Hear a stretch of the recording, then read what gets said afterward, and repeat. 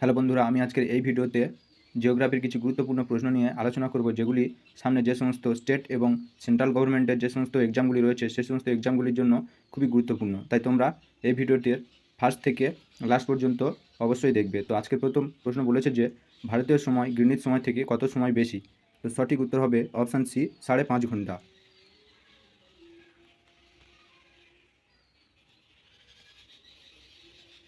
Next প্রশ্ন বলেছে যে সমুদ্রের জলে কোন লবণ পাওয়া যায়? তো সঠিক উত্তর হবে option C, sodium chloride. Next প্রশ্ন বলেছে যে নিচের কোন বৃত্তটি সবচেয়ে বড়? তো সঠিক উত্তর হবে অপশান বি, নিরক্ষরেখা। নেক্সট প্রশ্ন বলেছে বায়ুর কোন মণ্ডলকে ক্ষুব্ধমণ্ডল বলা হয়?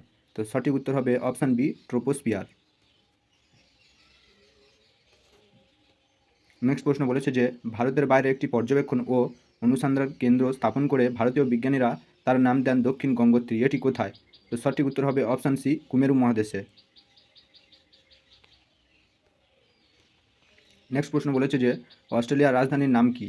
তো সঠিক উত্তর হবে অপশান বি, ভিয়েনা। নেক্সট প্রশ্ন বলেছে ইউরোপের রুর উপত্যকার প্রধান খনিজ সম্পদ কী?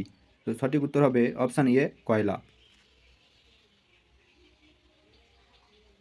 নেক্সট প্রশ্ন বলেছে আইফেল টাওয়ার কোথায়? তো সঠিক উত্তর হবে অপশান সি, প্যারিসে। নেক্সট প্রশ্ন বলেছে যে স্কটল্যান্ডের রাজধানীর নাম কি? তো সঠিক উত্তর হবে অপশান সি, এডিনবরা।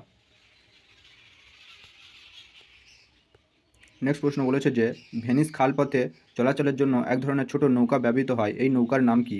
তো সঠিক উত্তর হবে অপশান বি, গন্ডোলা বা গান্ডোলা। তো বন্ধুরা, আজকের এই পর্যন্ত।